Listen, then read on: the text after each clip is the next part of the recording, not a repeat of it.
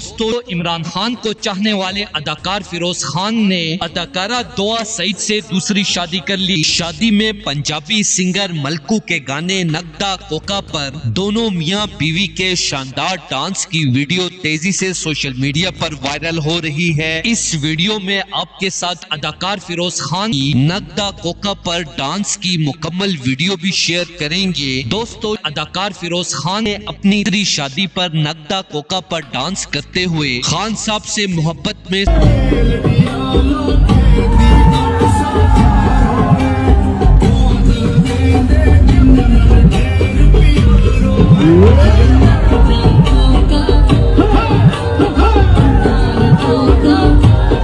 इमरान खान का सीरियसली मैं उनसे मिलना चाहूँगा और हाँ एग्जैक्टली मुझे वो मैं उनका बहुत बड़ा फ़ैन हूँ। तो उनके डिसिप्लिन पे अप्रिशिएट करूँगा और मैं उनको बोलूँगा कि